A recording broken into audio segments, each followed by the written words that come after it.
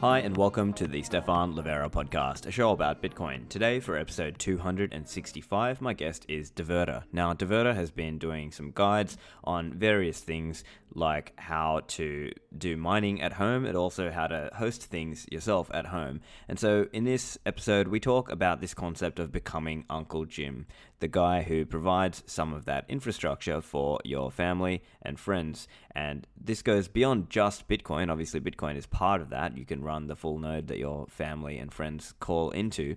But here we're also talking about other things that give you and your family some more digital self-sovereignty or potentially some privacy and running your own password manager or your own other infrastructure. So that's what we get into for this episode. I'm sure you'll enjoy it.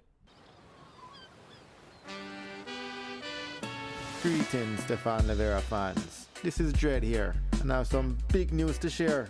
Swan Bitcoin's new private client services division is open for business. So last August, MicroStrategy CEO Michael Saylor kicked off the trend of companies buying Bitcoin for their balance sheets. A flood of high-profile investors and companies have joined him. Names like Paul Tudor Jones, BlackRock, Square, and Tesla. Swan Private exists to meet the massive international demand from thousands of companies, family offices, and high net worth investors from all around the globe. If you're thinking of buying between 100,000 and 100 million US dollars worth of Bitcoin over the next year, visit swanbitcoin.com/private. That's swanbitcoin.com/private. Fill out the onboarding form or email the CEO personally, Corey@swanbitcoin.com. That's CORY@swanbitcoin.com. Respect fans and one love. Lend at Hodl Hodl is a non-custodial Bitcoin-backed lending platform, so you can lend and borrow globally and anonymously. If you've got stablecoins, you can lend them and earn attractive returns. Hodl Hodl's lending allows you to earn 25% APR on average, one of the highest returns on the market. Also, if you have Bitcoins and you need liquidity with fiat stablecoins, you can use the Lend platform for this also, and your Bitcoin collateral is always locked in escrow, so you're not trusting one individual party. Lend at Hodl Hodl is a Bitcoin DeFi, allowing peer-to-peer lending and borrowing directly between its users. So with this platform, you set your own terms and put up offers depending on how long you want to borrow or lend and the interest rate. Go to lend.hodlhodl.com. Compass is an online marketplace making it easier for everyone to mine Bitcoin and enhance the Bitcoin network's security. Compass is the anti-cloud mining option where you can buy your own ASIC and secure hosting at great facilities around the world that Compass have gone and vetted. So mining is not just only profitable if you're investing tons of money, but now with Compass, everyone can tap into those economies of scale and access reasonably priced hardware and cheap industrial power rates. So if you're unsure about how to get started, Compass offers hardware and hosting bundles that eliminate the need for advanced technical knowledge and allow you to quickly get started mining Bitcoin with hardware you own. Visit them at compassmining.io and start mining Bitcoin today. On to the show. Diverter, welcome to the show. How you doing, man? Glad to be here. So Diverter, I'm a fan of some of your work. I've been seeing you have been writing and making some material to help the Bitcoiners out there who are more interested in privacy, sovereignty, and just being a little bit more resilient. So tell us a little bit about yourself. Obviously, only the things you're comfortable to dox, that is. Sure. I generally haven't told a whole lot of my quote unquote Bitcoin story, just because it's almost corny, the amount of the role that Bitcoin's played in my life. But the truth is, when you're growing up and you look at things and you're seeing things around you, like in the government and the way things are run and the way the money is spent, and you see all these problems. But whenever I was coming up and seeing all this stuff, I felt like there was no path forward. It's like I can see the problems, but I don't know what to do, what I can do about it. You feel helpless almost, and so it leads you down some bad paths. Sometimes you can kind of get lost, and that's what ended up happening with me. I lost quite a few years of my life, just basically due to that feeling, and then to finally come back around, and in the late 2016 time is when I first bought Bitcoin. It was in 2016. Had no idea what it was, like absolutely zero idea. I thought it was a stock. I thought it was a company. Literally, I had zero. I was just looking at charts, trying to make some money. And 2017 came around, bull run hits. I'm seeing this price go crazy. Of course, I sold entirely too early because, again, I just thought it was a stock or something. And as I saw this thing just go crazy, it, kind of dawned on me like there's no way that this is like everybody's just buying this just to make some money. So I kind of started digging into it, and the rest is kind of history. But all of this stuff that we're going to be talking about today and the stuff that I like to write about, it all ties in with that general feeling of wanting to take more control of your own life and the things around you and what you can control, and minimizing the things that are done to you, essentially. Excellent. And so was that part of your philosophy or the way you were thinking even before you got into Bitcoin, or is this something that Bitcoin has also spurred within you? Well, I grew up in I guess you would call it like a classical liberal sense.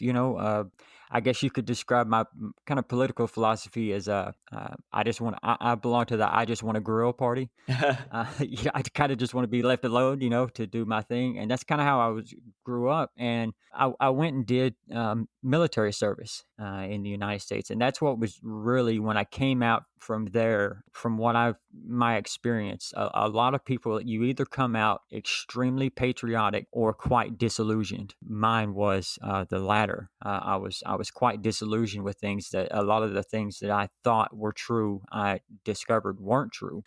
And like I said, that's what kind of led me, down a path of not knowing how to go forward because it just didn't seem like anything was viable at the time. What are you going to do? Go back to gold? Like it's not coming back. It's, it's over. They're not going to give that back. So it always seemed like that was that barrier. So it was there, but it had kind of gone away, because like I said, I just didn't see how to do it. When I found Bitcoin, it really reinvigorated my spirit of this can actually be done. We actually have tools now that we can do some of the things that have been theorized for so long. So Diverter, I've seen you mention just recently and even on Twitter as well for some time, you've been using the phrase use the tools. So for listeners out there, what does that mean? Yeah, that is copyrighted, by the way. I just went through this with with Bitcoin Q&A. So I'll send you an address to pay me later. But yeah, it is exactly what it sounds like. It's these little catchphrases and stuff. Of course they're a little silly and it's about branding or whatever, but it really is a sort of a mantra of mine, a mindset. I'm not a very technical user. I'm not very technically savvy. I just never have been into that sort of thing. So I never really did learn it. What I do know how to do is kind of get some dirt under my fingernails. I just kind of get in there and use the tools. And when you do that, it really becomes crystal clear what you do need, what you don't need, what's better for you and what's worth, so all these questions that you can sit and think about and theorize and talk with people about all you want. A simple case of using the tools will solve a lot of those questions. Yeah, it reminds me of how people used to talk about, and I don't know whether you'll relate to this exactly or not, but I recall back when people used to talk about StarCraft on forums, there was this saying, they would say, oh, stop theory crafting, like actually do it in practice, right? You're just making up some strategy that you think kind of works, but like you need to just like get your hands dirty. And I think that's probably very much aligned with what you're saying. So in terms of tools, what sort of tools do you think people should be using? What kind of software or hardware are you looking at and writing about nowadays? Right. The things that I'm most interested in are the things that are the easiest to use and that don't add a ton of friction to the process. I'm kind of fond of saying that convenience is actually the biggest enemy of privacy and security. It's not government agencies or spies or anything. It's convenience. People will give up so much security and privacy for a little bit of convenience. So if you're going to use a tool, again, it's one of those things where you can make the coolest thing in the world and it does all this neat stuff.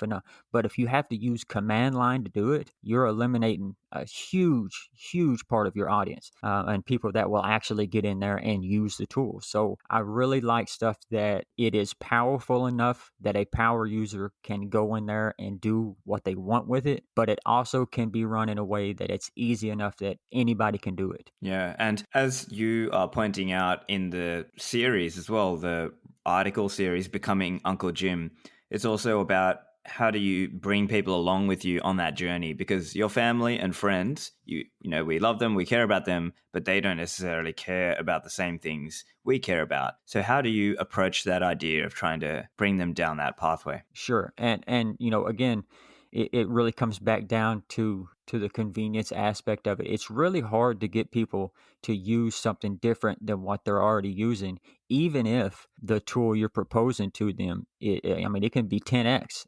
improvement. But if they don't really care the way that you care, then they don't care.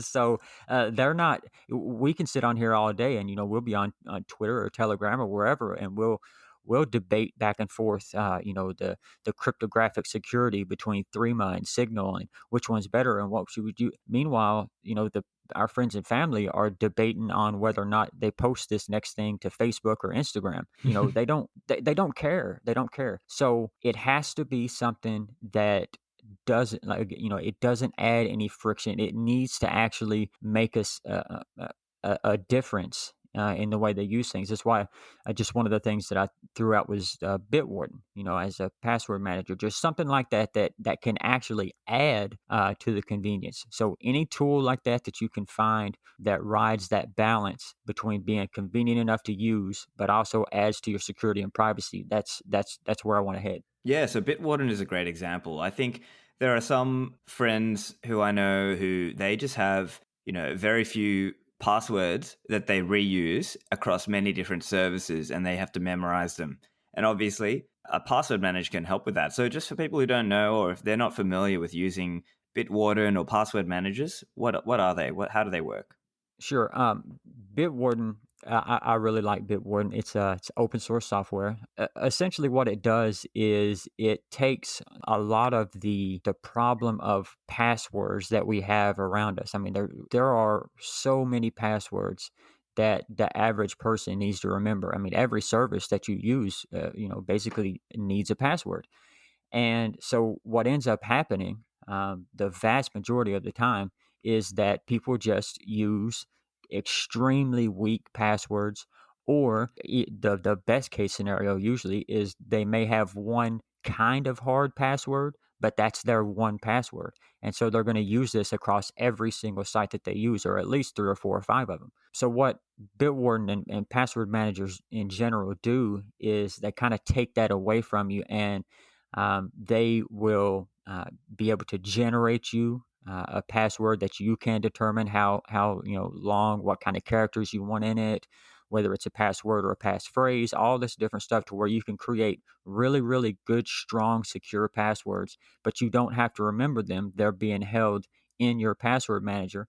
So when you navigate to a site, say you are going to Facebook, when you go onto Facebook and you go to log in, when you click on the site, you'll get a little pop up if you're on your phone, or if you have an extension on your desktop, and it's a one click, and then it auto populates your username and your password for you. So now you've used a strong and secure password that you don't have to use anywhere else, and you've actually taken away some of the friction as opposed to adding it. Yeah, and it can be difficult to get people over the line there, but I think if you can show them, hey, this would actually make your experience a lot easier, and if you can explain that to them, and I'm sure there are probably listeners of the show who maybe they're just holding Bitcoin and they haven't kind of gone to that level next of, oh, okay, learning how to self-custody. It's kind of like one of those steps where you just have to learn how to get started with it. And I think in this case with password managers and Bitwarden, it's about showing that person, hey,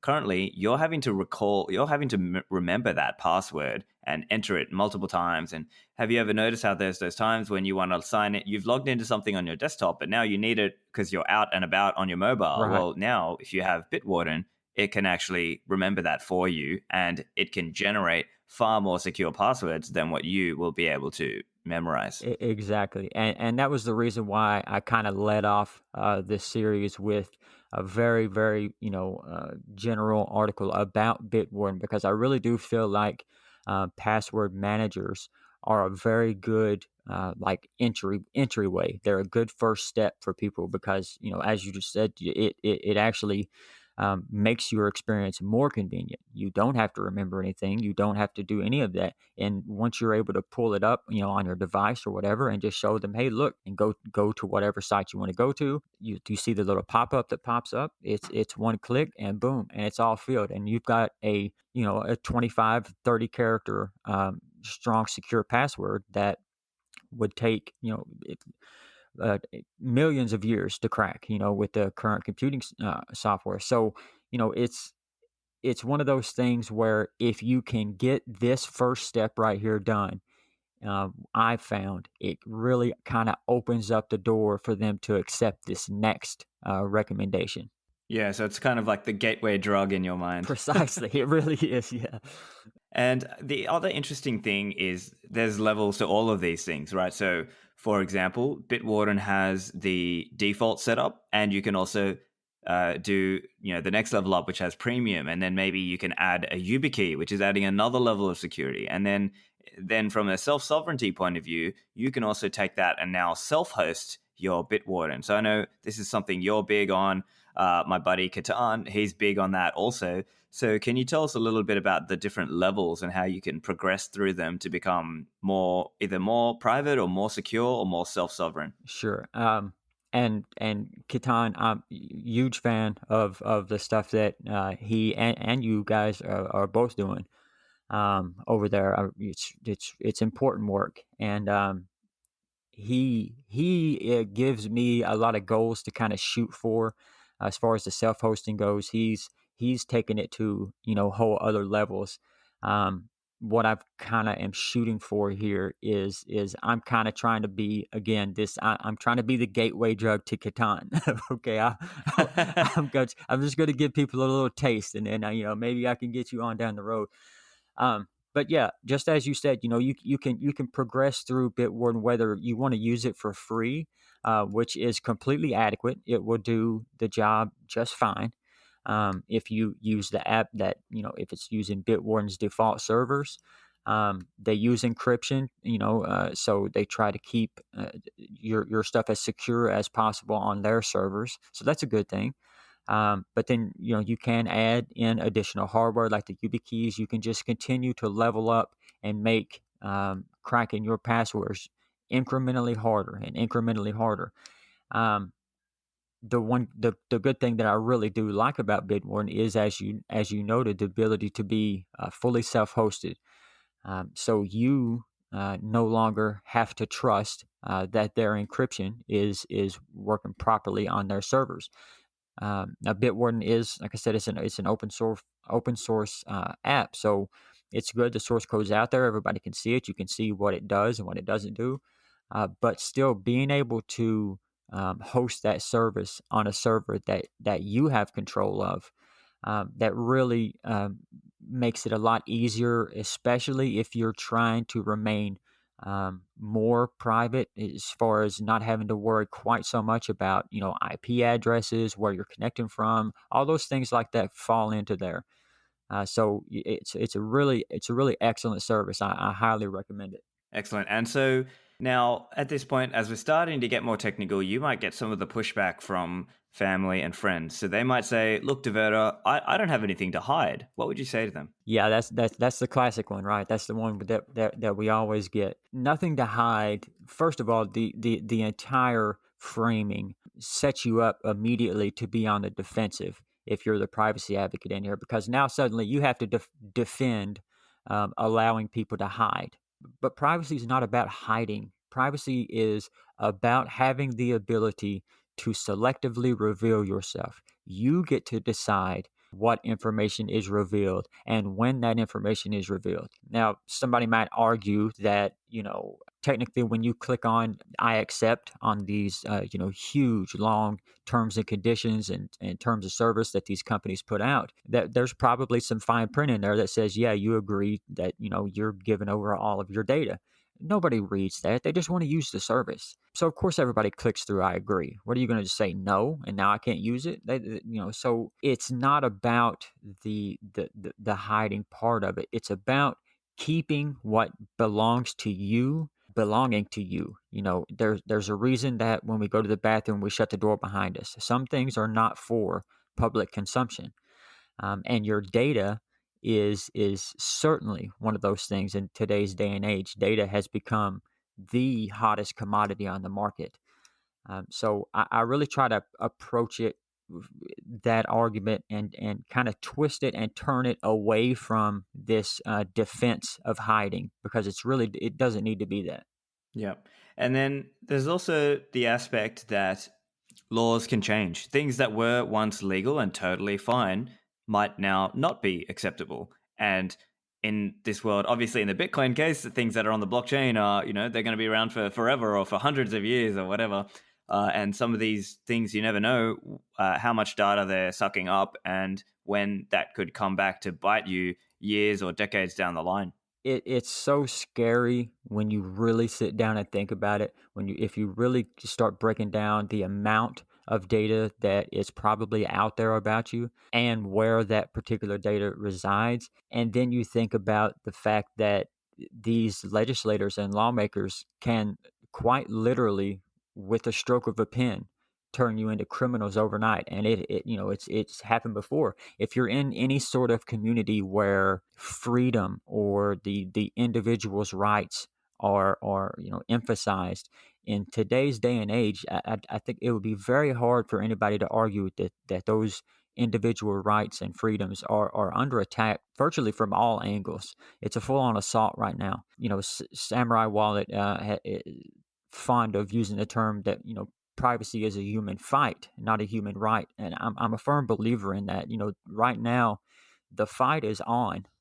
Now, whether or not you want to realize that you're in that fight, it's irrelevant to the other party because they're just going to keep hitting you. They don't care if you know you're fighting or not. You're fighting. So it's just a matter of being able to properly defend oneself against anything that might change unexpectedly, or that might, a hack, a leak. There's so much that could go wrong. Yeah. And so then that brings us to this whole theme of being the digital Sherpa for family and friends, or this idea, as our friend Matt Odell would say, becoming Uncle Jim. So this idea that you have, you might run the infrastructure as the more technical person in your family or in your group of friends. And then you've got your little, nieces and nephews who are piggybacking off the infrastructure that you run. So why is that the setup in your mind? Right. Short answer is honestly, personal responsibility doesn't really scale, to be quite honest. A lot of people don't really want this responsibility because taking control of your own finances, like through Bitcoin, taking control of your own data, whether you're hosting, Bitwarden or Nextcloud or whatever you're going to do, what that requires is for you to actually take full responsibility for all of this stuff. There is no customer service that's coming to help you. If somebody gets your Bitcoin keys and they steal your Bitcoin, it's gone. There is no FDIC. There's none of that. And that's quite scary to a lot of people. A lot of people just have no interest in accepting that level of responsibility. So what ends up happening is we pawn that responsibility off onto these huge big tech companies that they'll take care of everything for you, and if you run into a problem, they'll do everything that they can to help you out with it. But the other side of that is you are paying for that service. Whether or not it's free is irrelevant. You're paying for it either through your data. They're going to be pushing advertisements on you. They'll possibly even be scanning your data and looking for keywords and things that are in there, again, to try to push another advertisement on you. So we end up trusting these third parties. And, as we're all quite aware, the great Nick Szabo line, trusted third parties are security holes. That still holds true for Uncle Jim. Your Uncle Jim is still a trusted third party. However, it's a trusted third party that you have a much more intimate relationship with, that really It's somebody that you care about, that cares about you, that you have a personal relationship with, and it's not somebody that's looking to monetize at any possible chance that they have. Yeah. And so that's, I guess, taking it now to the being able to run your own infrastructure. So many listeners of the show might themselves be Uncle Jim for their own family and friends. So, what are some of the steps that they can take to get started on this journey, either for themselves or to help their family in terms of running infrastructure? Right. Virtually all of us, we either are the quote unquote the Bitcoin guy or the tech guy in our family and group of friends, or we know the guy that is. And to become that person, it can take a whole lot of research, and you have to really start understanding the networking and how things connect and where you leak data and where you don't. And it's very, very intimidating. So again, what I'm trying to look for here are programs and applications, anything that can make this transition as easy as possible, from going from allowing Facebook or Google or whoever to host all of your data for you, to moving into a more self-sovereign go. It's got to be done as simply as possible. So I've become a huge fan of it's an operating system, an application called Yunohost. Host, host. All right. And I really, really like the service. This is not really a service for the quote unquote power user. All right. Kitan is not using Unohost. I mean, he might, but he has no need for Unohost. Okay. He's fully able to, spin up Docker containers and whatever he wants to do. Okay. And there may be some people out there listening that are able to do that for themselves right now. And that's great. And that's all good and fine. And, if you want to spin up your own stuff, you can do that. You can host plenty of good stuff like that. But I would say the majority of people would really benefit from having basically a one-click install to be able to start hosting all of this data and run different various applications without really having to learn a whole lot about the networking side and a whole lot about how Docker works and all this different stuff. It's really kind of done in the background, and there's a good GUI web application for it. It takes a lot of the work out of your hands and does the heavy lifting for you. Excellent. So let's talk a little bit about how that works. What's the process of setting that up? And, what are some of the options? Like, are we talking VPS, virtual private server here? Or are we talking on your own bare metal hardware, some hardware that you have in your home? What are some of the ways to think about, that first decision of which pathway to go down? The self-hosting basically implies that you own a server. Now, the word owning right there can mean several different things. It can mean that, as you said, you have your own actual hardware and equipment in your home. It doesn't have to be very specialized equipment, Raspberry Pis or regular, x86, 64, just regular computers will work. You can run things on virtual machines. And then there's the option of the virtual private server, where you are self-hosting. Okay, but the way that it works is the server itself is partitioned off, and it's a virtual server that's partitioned away from everybody else's. So essentially, they cut out you cut out your own little corner of this server, and it's yours, and you can install whatever operating system you want on it, and you can do all kinds of things. Now, why you would go with one over the other, one of the main things depends on what you really want to do with this thing. Now, if you're going to host, like, take for example, we have, every now and then Twitter does something, it puts everybody all up in arms, and we see a mass migration to Mastodon. Okay, so when you move over to Mastodon, say you sign up on what's the big one, bitcoinhackers.org, right? The one that's run by Novak. Okay, so now what you've really done is you've just shifted from Twitter hosting all your just to Novak hosting it on the bitcoinhackers.org. You're able to host your own Mastodon instance in a very, very simple one-click fashion. But what that also means is, if you're going to open this up and have other people connect in, that's going to be a public facing type of site, that's when you're going to get into a situation where like your IP address is going to be exposed. People are going to be able to possibly find out your actual physical location. You have to start learning a lot of the networking ins and outs. So that's when running it on your own hardware or at your house, it kind of becomes a little bit more difficult. So my very, very basic advice on these sort of things is, if you're going to host like a password manager for yourself and your friends and family, even a Nextcloud for your friends and family, then that's completely and totally fine. There's nothing wrong with you hosting that on your own hardware. It's not going to be exposed to the public. Other people aren't going to be signing into it. It's not going to be a target for hacks. And anything that is on that other end, like a Mastodon or anything that you're going to let just anybody use, like a Sirex search engine, something like that, that's when the easiest and the quickest way to get it done is going to be using a VPS or a virtual private server. Yeah. And I think there might also be some interesting considerations there for people who are traveling. So there are some, people out there who are more Bitcoin nomads, let's say. And in that kind of use case, they may actually need a VPS because they may not have a permanent location. And so that's probably one other consideration. But I think for most people who've just got a dedicated, home, then that's where having just a dedicated box at home might make sense for them. Sure, absolutely. And yeah, you're exactly right.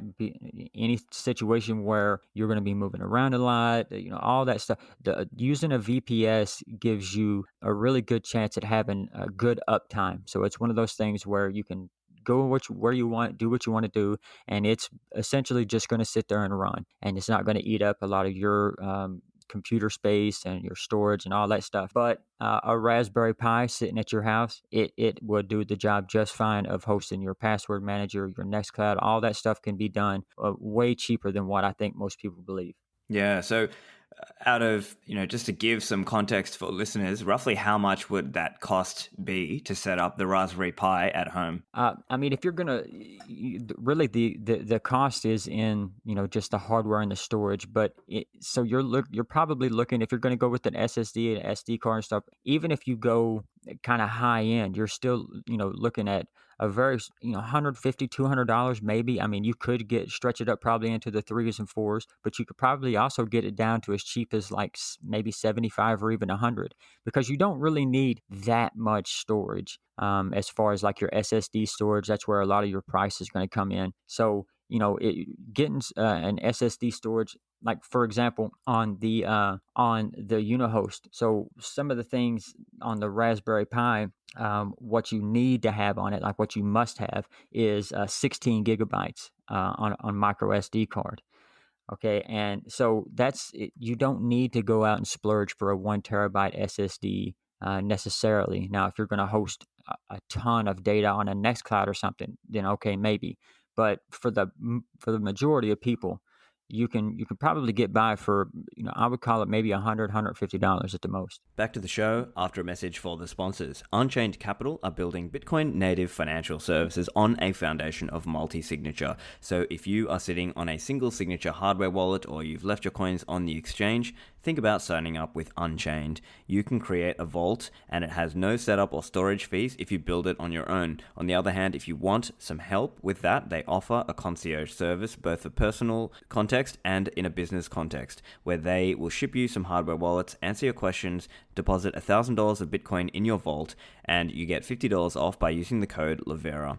Unchained Capital also offer loans, so you can unlock some of the value of your coins. Check out my recent episode 263 with Parker Lewis from the team. Go to unchained.com to find out more. CipherSafe.io are producing metal backup seed products like the Cipher Wheel. So have you thought about your Bitcoin backups and have you tested them recently? What would happen if your house went up on fire? Consider these points around making sure your backups are fireproof, waterproof, rust-proof, pet-proof, and tamper-evident. The Cipher Wheel comes in a wheel shape, and you get some tiles, you slide them in, 4 tiles for each word, and there's also a padlock tamper-evident seal, so you know if it has been opened. So make sure you or your loved ones have access to your Bitcoins if an accident occurs. Go to CipherSafe.io and use the code Livera for 10% off. And finally, Coldcard by CoinKite.com. Coldcard is my favorite Bitcoin hardware wallet, and you want to use the device that is specially locked down and made more secure against all sorts of attacks, and that's why we use hardware wallets. So if you are sitting on the exchange and you need to move to a hardware wallet, the cold card is a great choice because you can use it as part of a single signature setup, or you can use it as part of a multi-signature setup when you're ready to take that step. The cold card can be used air-gapped, so you can shuttle that wallet over using micro SD card into wallets like Spectre or Sparrow or Electrum or Blue Wallet. It has a range of features like an address explorer, so you can verify your receive address also. Go to coinkite.com and use the code Livera to order yours. Back to the show. Yeah, so certainly not an expensive commitment to just buy the parts and just give that a try. So, Diverter, how does it work then if you want to do the setup? So let's say you want to use the Yunohost and you want to set up, let's say, a Raspberry Pi, or maybe you've just got an old box sitting around at home that you want to have that as your little personal server. What does it look like setting that up with, VirtualBox and so on? Sure. Many different ways you can do it. The good thing is the documentation on Yunohost.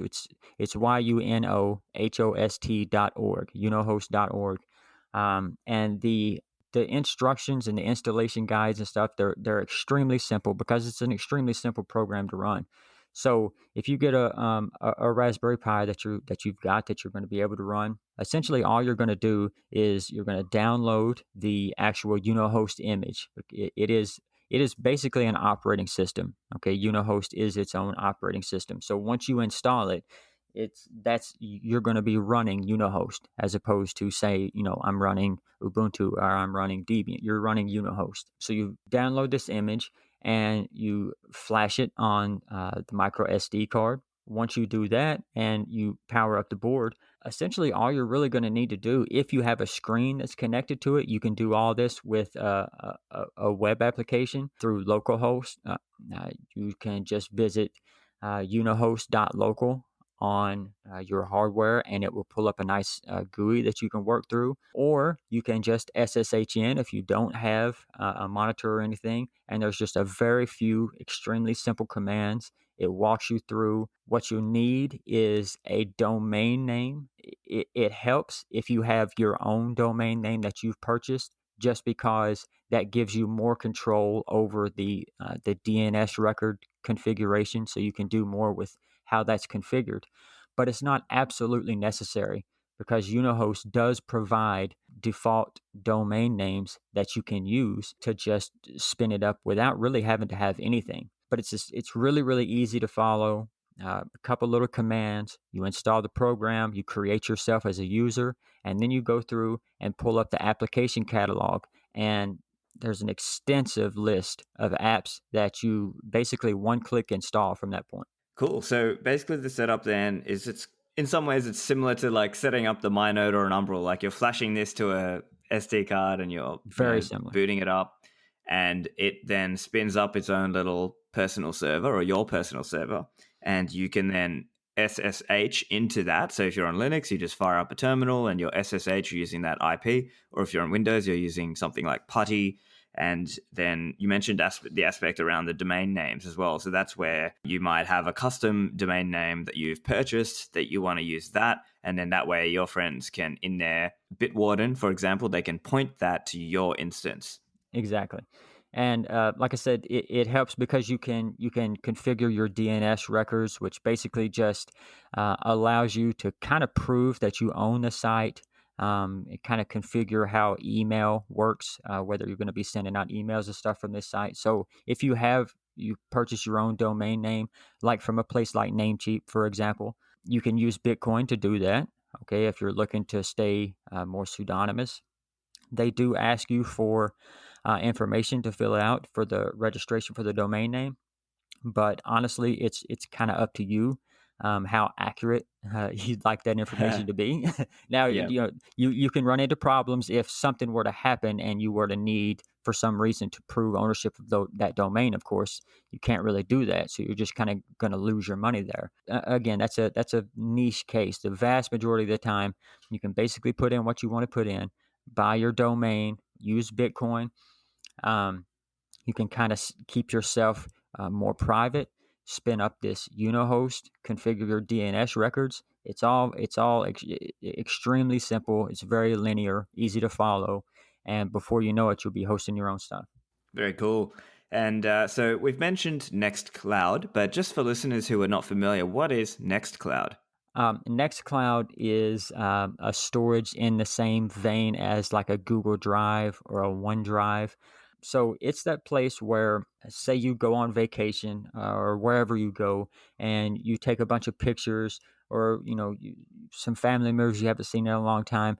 Some of this stuff is extremely important to us. It holds essentially priceless value. It's a sentimental value you can't really put a price on. So if you only have those pictures of that data stored locally, or it's only on your phone, then if anything happens to that phone or to that information, it's gone and there is no getting it back. So what Google Drive and those companies do is they offer that hosting of your files and stuff for you. You upload stuff to Google Drive. Now, if your phone gets lost or stolen or whatever the case may be, you can always go into Google Drive or OneDrive or whatever and access that file and re-download it locally. Well, what Nextcloud does is it provides that same service and a bunch of other things if you would like. It's quite a powerful application, but it provides that, and it takes that data and that information out of the hands of these big tech companies that, when they get it, it's very likely that some of this information is tried to use to manipulate advertisement your way at the very least, if not more nefarious things.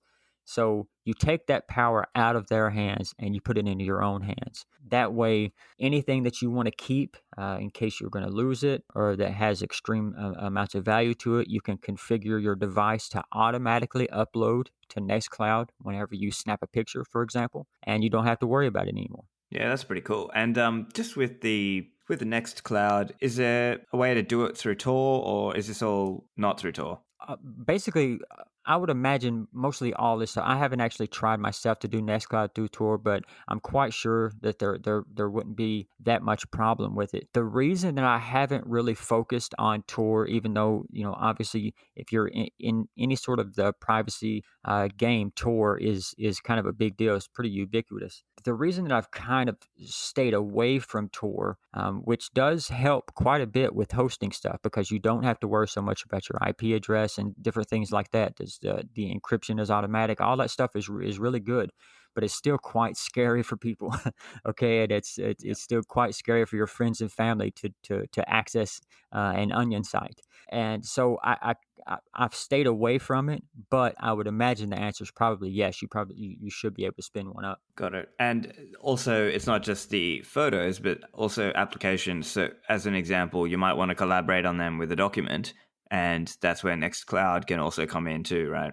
Oh, for sure. Yeah. Anything, just as an example, I migrated a couple of my phones. I installed a Calyx operating system on this Google Pixel that I was formerly running Copperhead on. And what Nextcloud enabled me to do was back up all that data from all of my applications. And whenever I got the Calyx OS operating system running, I was able to just access those backup files from my Nextcloud, and it made migrating all that data to my new phone extremely simple. Yeah, that's pretty cool. And so then you've also got this idea of searching and having that being done. Like that sounds like it would be like another whole level of self-hosting and self-sovereignty. Why go down this pathway? I mean, on its face, sure, most people, you don't really think about typing things into a search engine. I mean, you're just searching for words. What's the big deal? But the fact of the matter is the terms that you search for reveal quite a bit about you. People generally, when you're in your own home and you're sitting behind this computer screen and there's nobody else around you, that's the times when you can search some of the things that you really want to search. Never mind what you tell your friends and family or whatever. This is when real you comes out. And these big tech companies, they know that as well. All right, regardless of what you might say on Twitter or anywhere else, They know what you really search for whenever nobody else, you think nobody else is looking, but there's somebody else looking. If Google search engine, it accounts for over 92% of all search requests. All right, that is a massive, massive monopoly on that amount of data. Okay, it is outrageous. So what that opens up is the ability, essentially, for Google to determine what you get to see and what you don't. They can censor your search results. They can feed you what they think you really wanted to search, not what you actually searched. All that stuff comes into play. And the search engine like Sirex, which is what I talked about in searching for Uncle Jim, what Sirex does is it's basically it's a search engine aggregator. So it takes all the various different search engines like Google, DuckDuckGo, Bing, all these other different various search engines, and it pulls from each one of those, and you can configure which one it pulls from. But what that does is it allows for you to still be able to see the same quality search results as you do when you're searching from a Google. But the difference is Google is not able to scrape that data from you because that search results, all the stuff that to do with Sirix is stored locally on your device. So it's just another way to take your data and the things that these big tech companies know about you out of their hands and back into yours. Yeah, that's really cool. Very powerful sounding thing there. And it also strikes me that we are living in this world where there's just all this crazy amount of data out there on all of us. And you never know what two pieces of info someone can just find and then tie it together to de-anonymize or find something out about you that maybe you didn't even know about yourself or your own family. Absolutely. And there's that famous example. I think it's now a couple of years old, maybe 7 or 8 years old. I think it was Target or one of those US retailers. They had done some data analytics work, and basically they had sent this father, some marketing material in relation to like a pregnancy in the family, and it was like literally they had figured out that his daughter was pregnant, his teenage daughter was pregnant, without him even knowing.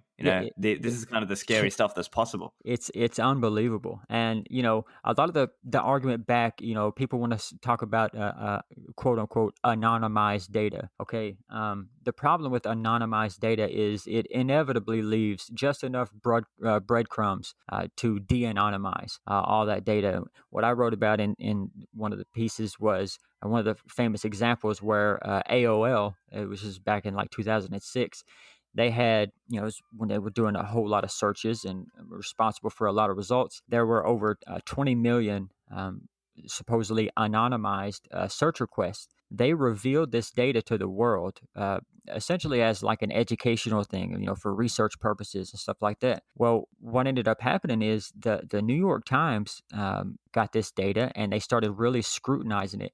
And they were actually able to track down one individual woman off of this completely supposedly anonymized data, and they literally walked up to her and asked her if these were her search results, and they were. And it's because they were able to just go off of what she searched. She searched for landscapers in Lilburn, Georgia, or wherever she's from. Okay. And then she searched for some people with her same last name. And then she searched for a subdivision right next to her. And then she searched. So it just, all this stuff snowballs and it builds up this entire file or folder on you. And basically, Google knows you better than anyone else, which is a scary thought. Yeah, very concerning. And there are also, from a financial point of view, as I understand, I'm not in the US, but I know apps like Venmo are quite popular. And it's like, I don't know if this is still a thing, but some of that data is like still public, so people can like see what they're paying each other for and stuff. It's just like really crazy when you think about it.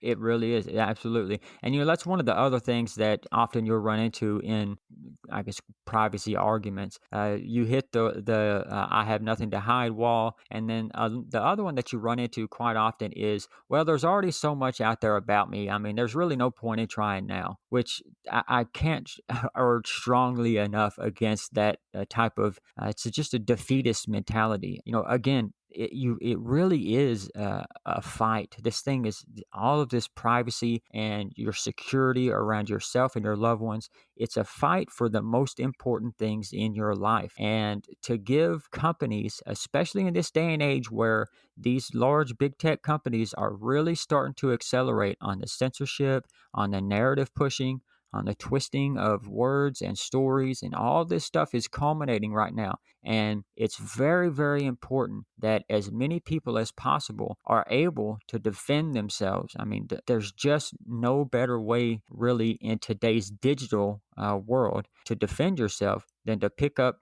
these type of tools to take your own digital life back into your own hand. Yeah, and also on that theme of people who are being a bit defeatist about their privacy or their sovereignty, I think it's also worthwhile remembering that after time, information does go stale. So if some bank or if, Google and Apple and so on, they've got some information on you, but if you're able to start that process, at least take steps to improve your situation, that old information will go stale after a while. Absolutely. And, each step matters.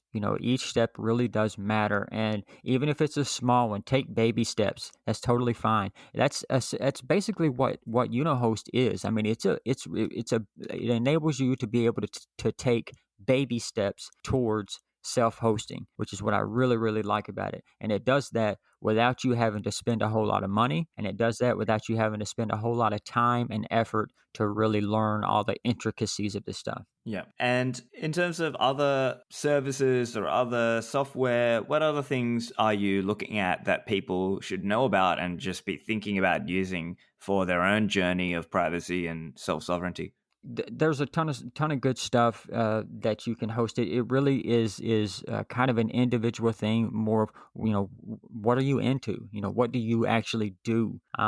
One of the things that while we're just on this topic anyway is two-factor authentication. It's not so much dealing with self-hosting, but two-factor authentication, being able to enable that anywhere that you can, and use one of the time-based services, not SMS. That's a really important step to kind of up in your security game, which if security and privacy, they're inexorably they're tied together. But you can do anything from you can run a service like Invoice Ninja. If you run a small business or you're selling some things out of your own home or whatever, you can set up your own self-hosted Invoice Ninja, which allows you to create invoices, do repeat billing, all the stuff that you would need to do from a small business standpoint. You can take care of there.